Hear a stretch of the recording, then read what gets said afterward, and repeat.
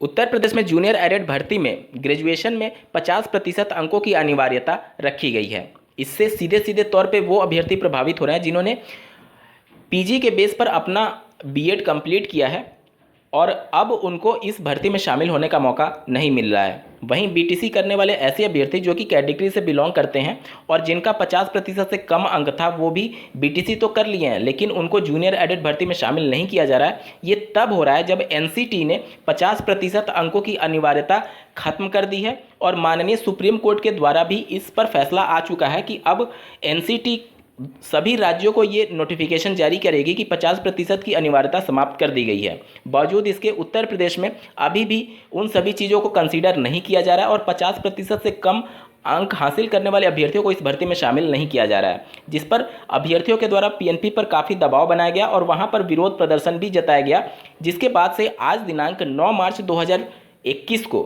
PNP कार्यालय के gate पर पासिंग वर्ष और अंकों की अनिवार्यता को लेकर के एक नोटिस चस्पा की गई है, जिसे आपको जानना बेहद जरूरी है यदि आप भी इस भर्ती में सम्मिलित होना चाहते हैं।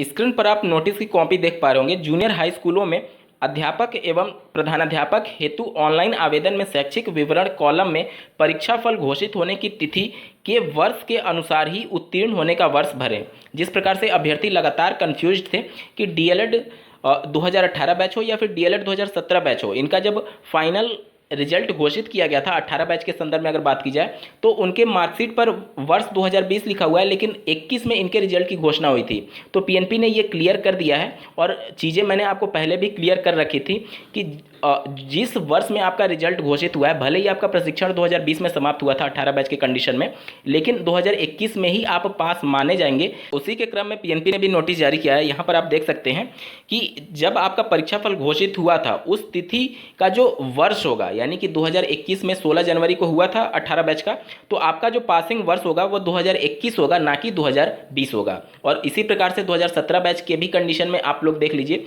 उनका पासिंग वर्ष जो है वो 2020 है, ना कि 2019 है। यहाँ तक क्लियर।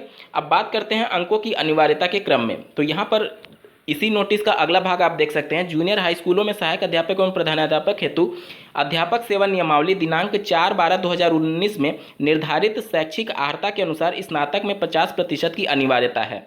यानी कि पीएनपी स्पष्ट रूप से ये कह रही है कि जो शासनादेश जारी किया गया था और 7वां संशोधन जो किया गया है अध्यापक सेवा नियमावली में दिनांक 4/12/2019 में, उसमें 50% अंकों की अनिवार्यता रखी गई है, जो कि बिल्कुल सही बात है। अब ये अधिकारियों की गलती है कि जब 7वां संशोधन किया गया था अध्यापक सेवा नियमावली में, उस समय एनसीटी के द्वारा ये नोटिस जारी कर दिया गया था कि अब 50% अंकों की अनिवार्यता समाप्त कर दी गई है। तो उन सभी चीज़ों को कंसीडर नहीं किया गया, या फिर अगर नियमावली बन भी गई थी तो एनसीटी के जो लेटेस्ट रूल्स होते हैं उन्हीं को फॉलो करना अनिवार्य होता है। तो अभी तक उस एनसीटी के फैसले और माननीय सुप्रीम कोर्ट के फैसले पर क्यों विचार नहीं किया जा रहा है और जानबूझ करके इस भर्ती को फिर से कोर्ट के दहलीज पर ले जाने का प्रयास किया जा रहा है, तो ये सब एक तरीके से निंदनीय है। और 50% अंकों की अनिवार्यता खत्म जब एनसीटी और माननीय सुप्रीम कोर्ट के आदेश के अनुसार हो चुकी है तो फिर उत्तर प्रदेश में भी खत्म कर देनी चाहिए।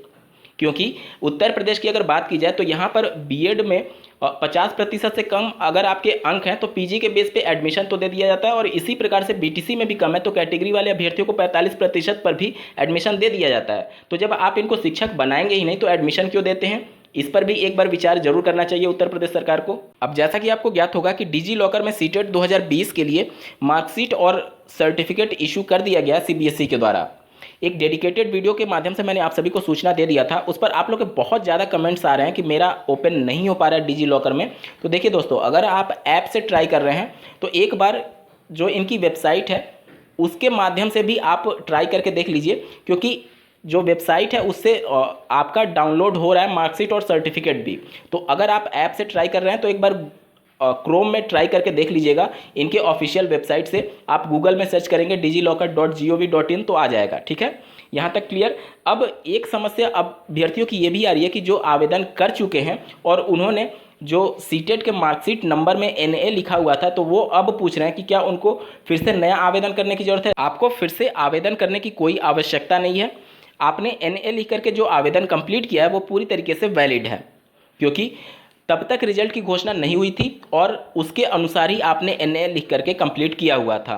और ये बातें पीएनपी के द्वारा भी स्पष्ट कर दी गई थी कि एनए लिखा हुआ आवेदन पूरी तरीके से माना जाएगा, क्योंकि जब आपके पास वो नंबर नहीं थे तो आप भरेंगे कहाँ से। और बहुत से ऐसे बोर्ड भी होते हैं, सीबीएसई बोर्ड या फिर आईसीएसई बोर्ड, जिनके द्वारा मार्कशीट नंबर अवेलेबल नहीं कराया जाता है, तो उस कंडीशन में एनए लिख कर ही कंप्लीट किया जाता है आवेदन। तो इन सब को लेकर के आप किसी भी भ्रम की स्थिति में ना रहें, एनए लिखा है तो भी आपका पूरी तरीके से वैलिड होगा।